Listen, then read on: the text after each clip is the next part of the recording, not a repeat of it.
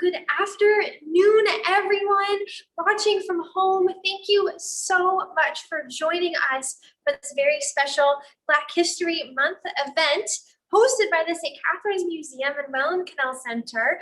My name is Sarah, and I am streaming live from the St. Catharines Museum galleries to bring you a guided virtual tour of our Follow the North Star exhibit. Just so you know, my colleague, Visitor Services Coordinator Adrian, is in behind the scenes helping me run this live stream, and he's happy to answer any questions or comments you might have in the chat box. So if you have a question, if you have a comment, pop it in the chat box beside the video, and Adrian will be happy to get back to you. And let's just get started, you guys. So I'm here in the museum galleries, and behind me is a man named Richard Pierpoint. Now, Richard Pierpoint, he was born around the year 1744 in present-day Senegal. At the time, he knew his community as a Bantu, and he grew up here with his friends and family until the age of 16, when he was captured and forced into slavery. He was sold to a British officer. And when the American Revolutionary War, the American War of Independence, broke out in the United States, the British officer went overseas to fight in the war, and Richard came along with him. Now, as a young man, as a passionate man, Richard Pierpoint, he fought with the British, on the side of the British, during the war, and for his servitude in the war, he was granted his freedom.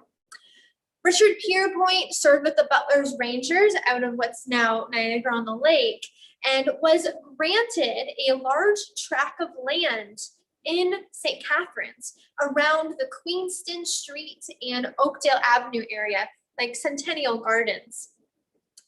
Richard Pierpoint then came to Canada as a free Black United Empire loyalist, loyal to the British Crown, settling in, at the time, Upper Canada, a colony, a British colony.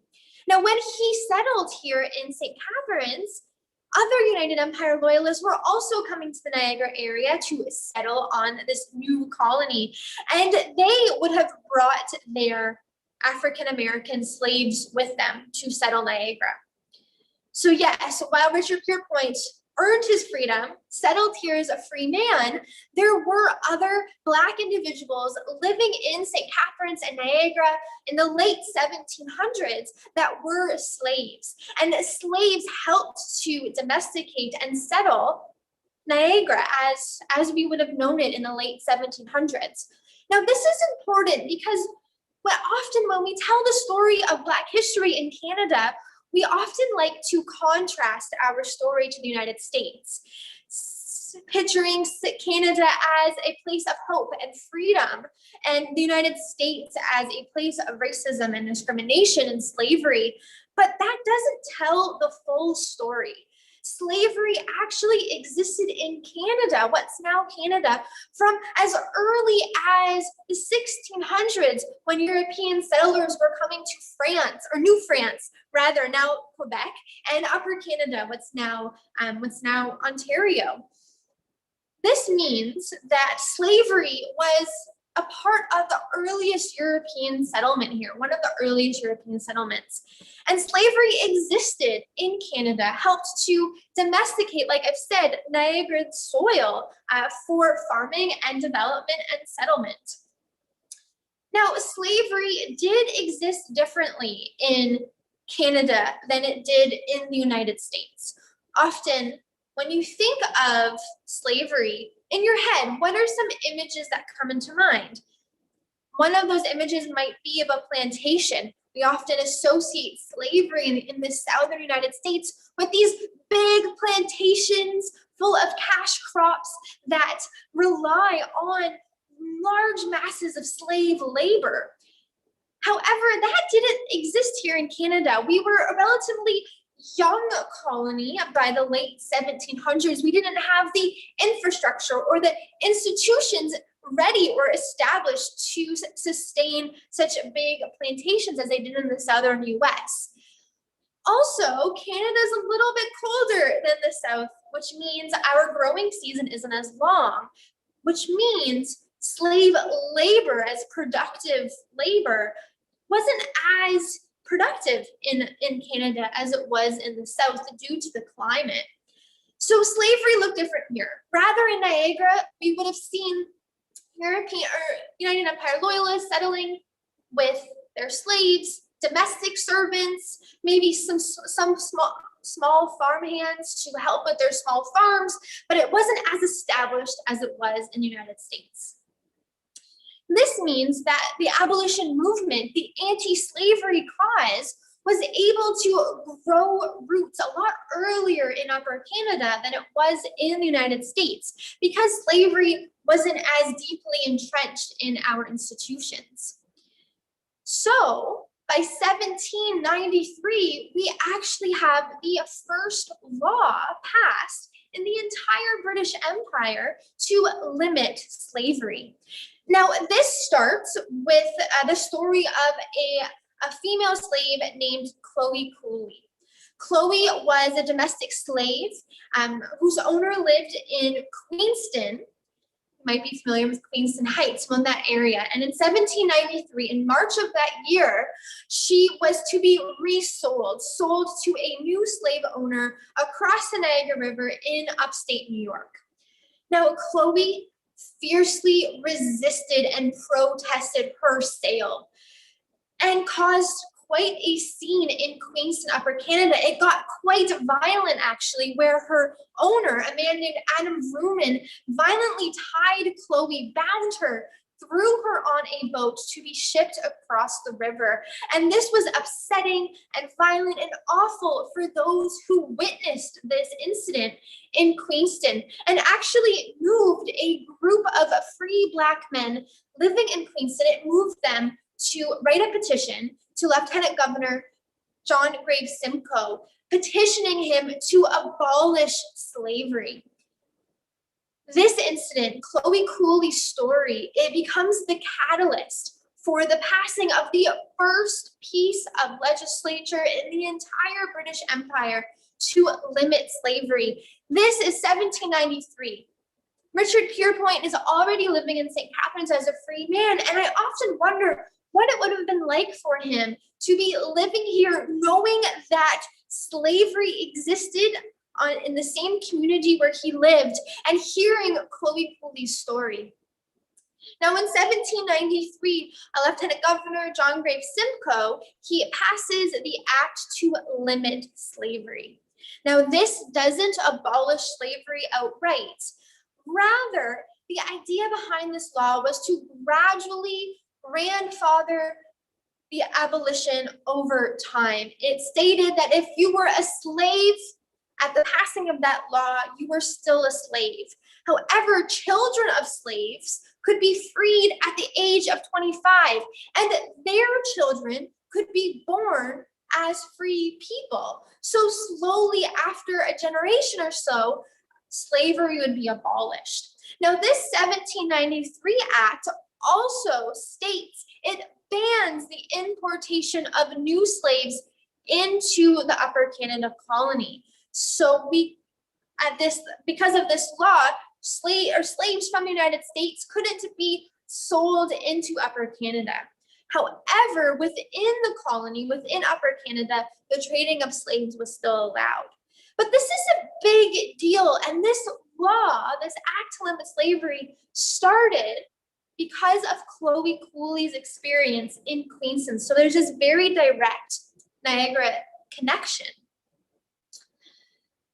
At the same time that Canada is working to abolish slavery in 1793, the United States is working to further embed slavery as an institution. That same year, the United States passes the first fugitive slave law, which gives powers to what we know as bounty hunters. It gives them power to capture escaping slaves, runaway slaves to the northern United States, and to put them on trial and bring them back into slavery in the South. Fast forward a few years, in 1834, the British Empire completely abolishes slavery. It passes the Emancipation Act, ending slavery throughout the British Empire, including in Upper Canada. Again, Richard Pierpoint would have been alive at this time. He would have, and he would have seen this transition to an entirely free society. Now, after 1834, because slavery is now abolished in Upper Canada, this is when we understand Canada to become a promised land, a place of hope for escaping slaves. In 1834, slaves understand that if they cross that border into Upper Canada, they are essentially freed. This is what starts what we know as the Underground Railroad. And this only continues, especially after the passing of another Fugitive Slave Act in 1850. This slave law in the United States, it strengthens the power of bounty hunters.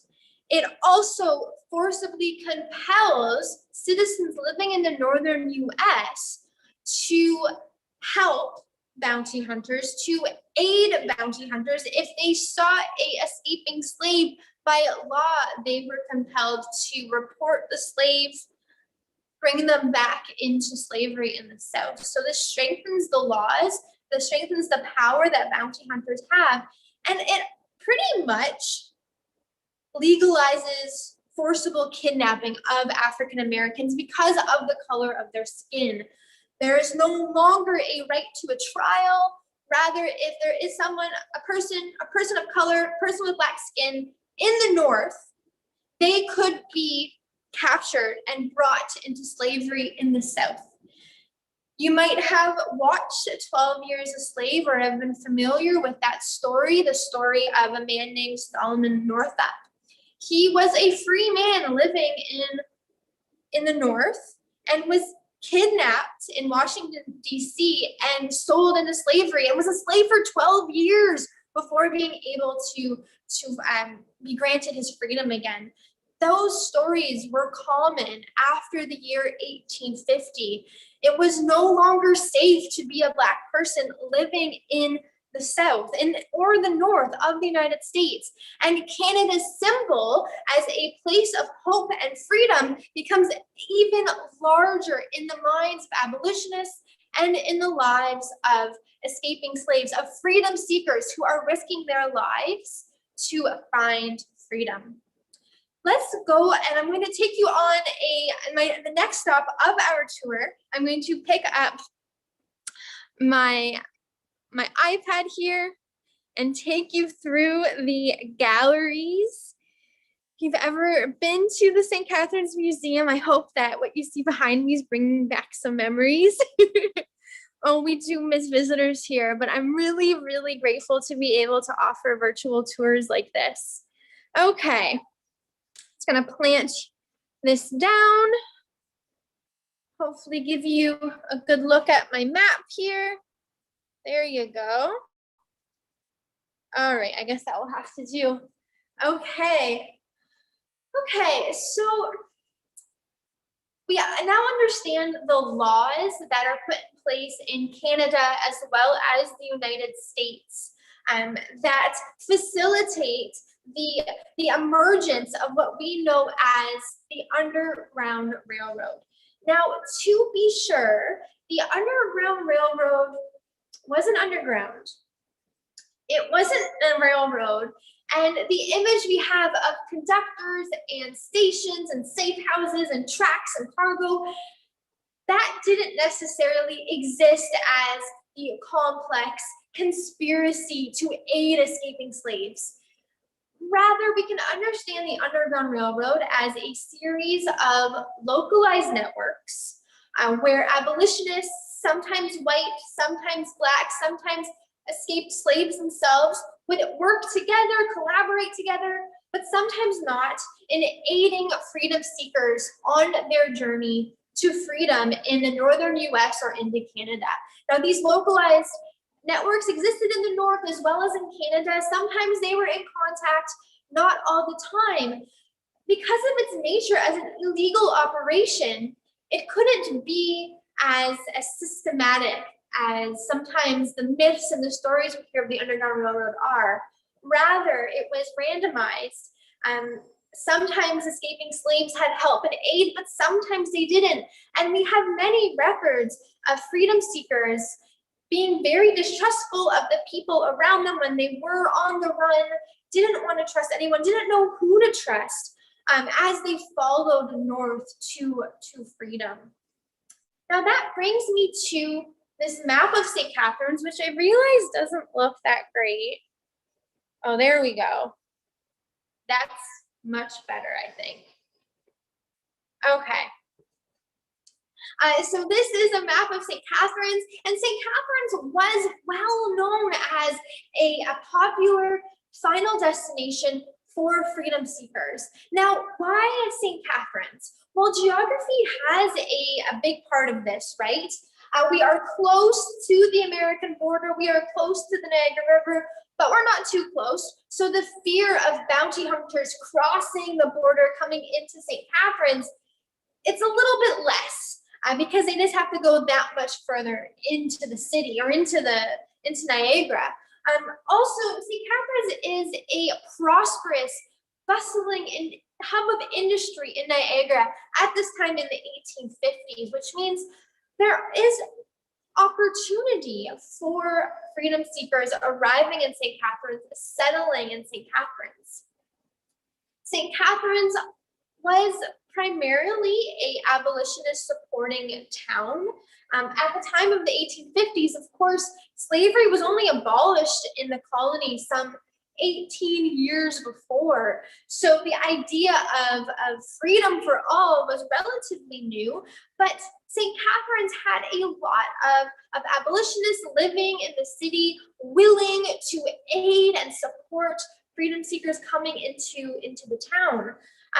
White abolitionists in the area formed an abolitionist group called the Refugee Slaves Friends Society that fundraised money, helped freedom seekers, get up on their feet, find employment, find housing, and really help them have free lives here. Now, when it comes to employment, records do show that there was some discrimination and prejudice in the workforce. The Welland Canal, for example, which we see with this big blue line. This is Welland Canal running through the city. There are records that suggest that they weren't as open to hiring freedom seekers, people of color, as well as some of the other industry in the area. But a lot of freedom seekers did find employment in the hospitality industry. St. Catharines at this time in the mid-1800s was very well known for its mineral spa resorts. St. Catharines had mineral baths that they promoted to wealthy tourists from around Canada and the United States that would come up to St. Catharines and enjoy the healing aspects of the mineral salt waters, the mineral salt springs attached to the hotels, and freedom seekers would find employment in cleaning or cooking or in the carriage, driving the carriages. So this is where we find a lot of employment. And also, you might not be able to see as well on the video, but around St. Catharines is also a lot of farmland, agriculture, and freedom seekers find paid work in agriculture, which was a skill that they would have built back home on the plantations, but this time they're getting paid. So St. Catharines becomes a major terminus on the Underground Railroad. And by the mid-1850s, at the peak of Underground Railroad activity, at the peak of the fugitive slave law activity in the United States that is causing so much danger for Black people living in the States, St. Catharines becomes home to over 700 freedom seekers by the mid-1850s. And they settle in a tract of land we see over here, that's yellow. They settle here in a place, a neighborhood that becomes known as Colored Town. Now, at the time, in the 1850s, this area would have actually been considered the outskirts of the city. If you are familiar with St. Catharines, this is the Geneva Street, Welland Avenue, North Street area, right, I guess, east. I'm not good with directions, but right close to downtown. And at the time, though, this was considered the outskirts of the city. Freedom seekers actually raised funds to purchase this plot of land from abolitionists in the city. They purchase this plot of land and they start to build their homes and churches and other buildings and institutions and businesses that are integral to the thriving nature of a community. Now, we do have to wonder about the location of Colored Town. I mentioned it was on the outskirts. Having a tract of land, a neighborhood where freedom seekers are primarily settling, inevitably leads to segregation. And we also have to wonder if there was a reason why abolitionists in the city was so willing for freedom seekers to live on the outskirts of the city at the time. That's not to say that the community did not thrive in Colored Town, because they did. And I'd like to take you to our next stop where we can learn a little bit more about what this community would have looked like. I'm gonna pick up my iPad here and take you to our next stop. Okay. Just passing the 1912 Rio, one of my favorites in the collection, but that's for another tour. Oh, and another one, look at this giant steam pumper behind me. But today we are focusing on the Black community in St. Catharines. Okay. Okay, there we go. Yeah, that's pretty good. Okay, so what did Colored Town, what did it look like? One of the first institutions that freedom seekers built in the neighborhood of Colored Town were churches, places of worship. And these became primary hubs of activity, of community for freedom seekers settling in St. Catharines. There were two primary churches for the Black community.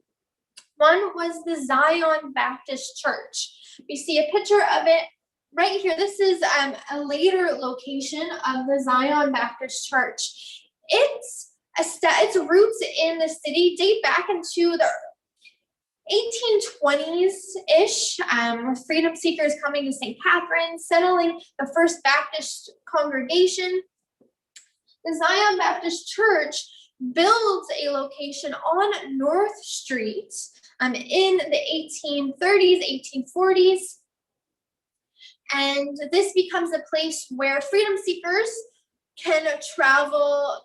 As soon as they come to St. Catharines, they go to a church to find the supports, resources, neighbors they need to settle.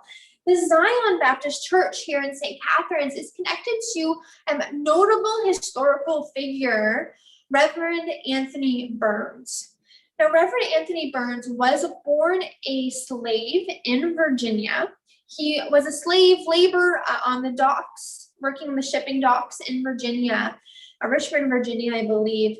And in 1854, Anthony Burns, a young man at the time, a teenager, he escapes on a ship with the help of a sailor. For 3 weeks, he is said to have been on a ship hiding as he makes his escape. This is 1854. The ship docks in Boston. He walks ashore as presumably a free man, as slavery was abolished in the state of Massachusetts at the time. However, this is after 1850, after the passing of the Fugitive Slave Law, which means bounty hunters had the power to capture him and send him back into slavery in 1854. His arrest and recapture actually sparks what's known as the Boston slave riots at the time, where it said that over 50,000 people were to have crowded the streets of Boston in protest of Anthony Burns' arrest, capture, and reselling to the South. Abolitionists tried to raise enough money for his freedom. However, he was sold back into slavery, but abolitionists continued to work for his cause and eventually raised the funds to purchase Anthony Burns' freedom. From there, he went to Ohio to pursue a theological education, and eventually settled in St. Catharines around 1860 or so to be a reverend of the Zion Baptist Church. Anthony Burns, however, this is a very difficult life that he lived, full of hardships, and unfortunately, sadly, passed away after only 2 years of living in St. Catharines. He was still in his 20s, and he passed away and is buried in the Victoria Lawn Cemetery, where there is a plaque that stands to commemorate his life and his contributions to the community. Another church that is very integral to the Black community here in St. Catharines is the BME Church, Salem Chapel. Now, this church was first established again in the 1820s, 1830s, around the same time as the Zion Baptist Church.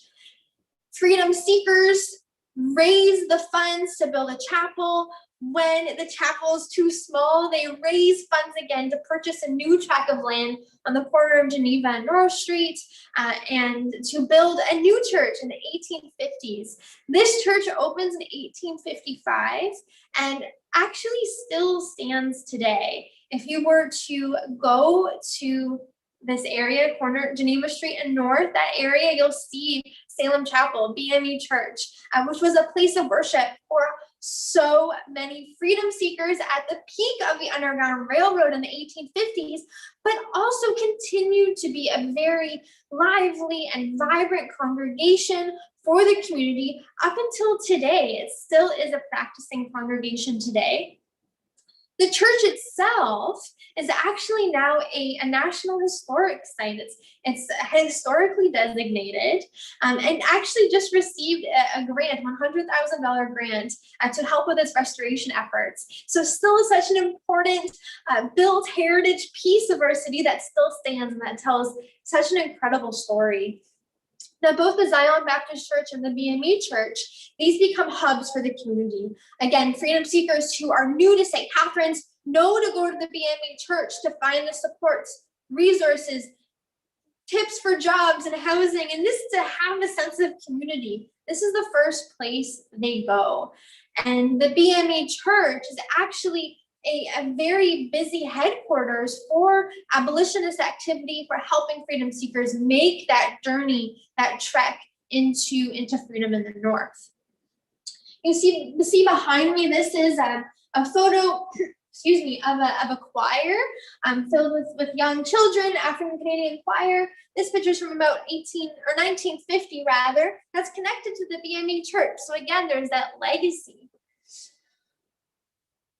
Now, having these places of worship are so important to the community, but we also have to recognize that freedom seekers built these churches because they weren't necessarily welcome in other churches in the community. They felt that they were more welcome and they were more included and inclusive spaces in their own churches. This is another example of segregation that existed in St. Catharines in the 1850s, in the 1800s, really. And this doesn't just stop with churches. Segregated schools are another large part of Black history here in our community. At the same time that freedom seekers were coming here to start a new life as a place of hope and promised opportunity, the white residents in St. Catharines didn't want their children going to the same school as Black children. And so they used the 1850s Common Schools Act to open new segregated schools where Black children are separated from white children, placed in a different classroom with a different teacher and different resources. However, these classrooms were often under-resourced, and the teachers were often sub-quality, that weren't good enough to teach in the white schools, but apparently good enough to teach in the Black schools. Now, this is a reality up until the late 1800s here in St. Catharines. And even though Black parents are constantly petitioning as the town council and the school trustees rather, to integrate the schools, to address the problems of lack of funding, of poor teaching quality, segregation still existed for much of the late 1800s. I feel it's important to share this story to build the contrast and to show that while St. Catharines was a place of hope, the Underground Railroad and the routes to freedom didn't stop, and freedom seekers' story, it didn't stop once they came and settled in St. Catharines. They still had to face discrimination and prejudice and racism because of the color of their skin. However, withstanding all of that, this community was able to thrive because they were able to support themselves, find employment, build community through churches, and really support themselves and in the free life that they knew they deserved. Okay, I'm going to take you on one final stop on the tour to talk a little bit more about legacy and what it means for St. Catharines to have been a part of the Underground Railroad and to be a destination for so many freedom seekers. I'm going to pick up my camera one more time and take you through.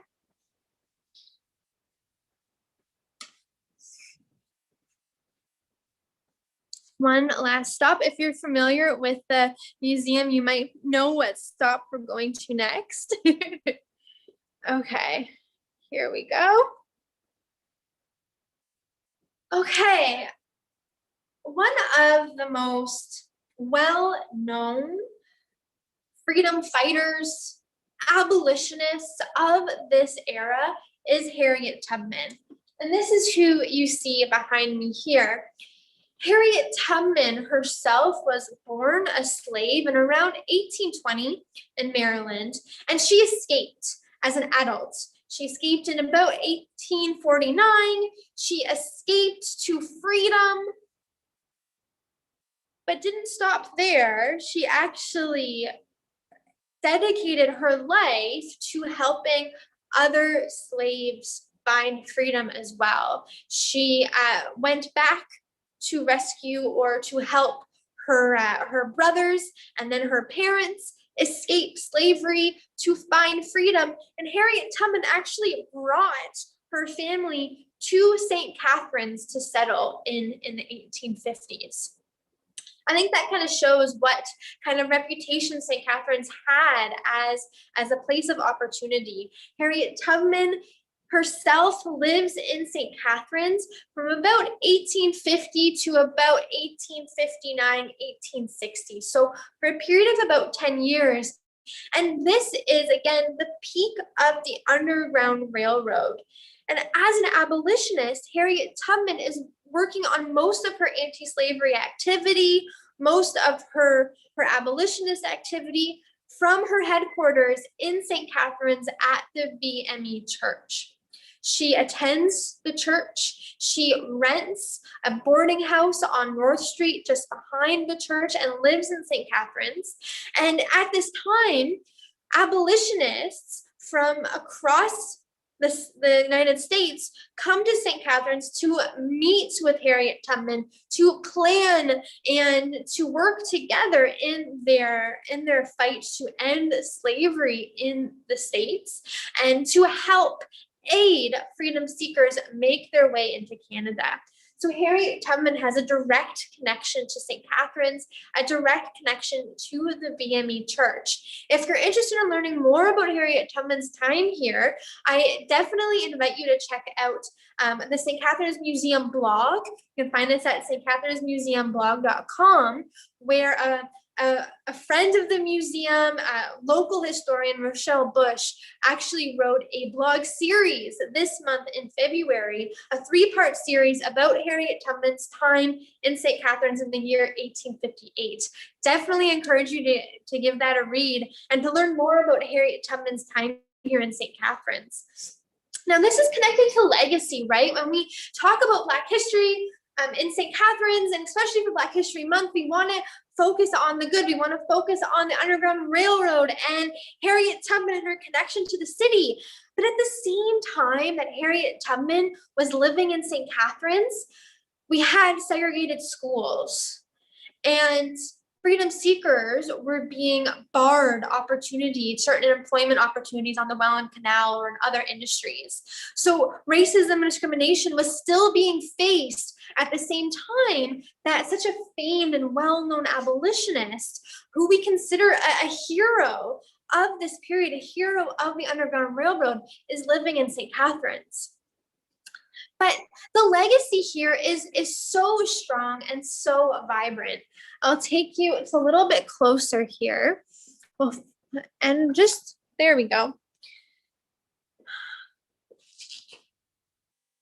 Harriet Tubman and 800 other Black Canadians are living in St. Catharines by the end of the 1850s. That's a song. I'm going to turn that off. I was waiting for that to come on. Okay, so we have 800 Black Canadians are living in St. Catharines, thriving, building community, building businesses, settling and building their own homes, raising their families. Now, at the start of the Civil War, Harriet Tubman returns to the United States to aid the North, the Unionists, in the fight against slavery, in the fight in the Civil War. She works as a nurse, as a cook, as a spy for the Union forces. And when the Civil War ends and slavery is abolished in the United States in 1865, a good number, quite a few of the freedom seekers living in St. Catharines actually go back to the United States to reconnect with the loved ones that they left when they fled to freedom. However, a good other number remained in St. Catharines and continued to grow their roots in this city. Today, we still have descendants of freedom seekers living in St. Catharines.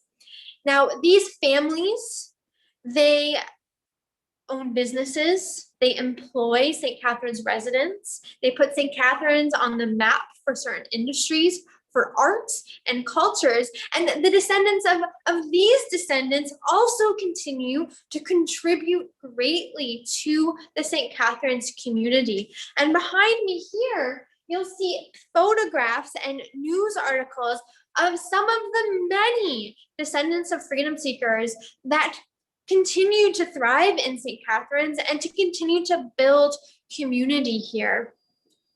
One of those examples, you'll see a woman named Helen Smith. She's the vibrant colorized photo there as she's standing in front of in a church, or sorry, rather she's standing with church pews. Now, Helen Smith is the descendant of a former slave named Adam Nicholson. Adam Nicholson escaped slavery in Virginia in the 1840s, I believe, makes his way to Niagara and eventually purchases land and builds a farmhouse in Grantham. He has a farm, runs his own farm, delivers goods to the community. Now, Adam Nicholson is married and has children, and then those children marry and have children, and this is the legacy that we see down to Helen, who continues who continues the legacy and dedicates most of her life to uplifting Black history in Niagara, putting Niagara on the map as a hub for the Underground Railroad, as a hub of vibrant Black stories and Black history. And she's integral to preserving the BME Church Salem Chapel, to helping with this designation and helping with restoration projects. This is the work that Helen Smith did up until her death in the 1990s. But this is a direct connection and direct legacy of freedom seekers who settled in St. Catharines. And there are so many stories of the contributions these descendants have made in our community. And I'd like us to end there. I'd like us to end with the idea that Black history is our history, that Black history is integral to St. Catharines history and a part of what makes up our community and our community's past, as well as our community's identity. So with that, I would like to thank you for watching this virtual guided tour of our Follow the North Star exhibit. My name is Sarah, streaming live from the St. Catharines Museum and Welland Canal Center. And I deeply thank you for your interest in our Black History Month programming. Please go on our blog for more blog posts and videos all about Black history, as well as the history of St. Catharines in general. And I hope I'll get to see you again on another virtual program. Thank you so much, everyone, and I'll see you again soon. Bye.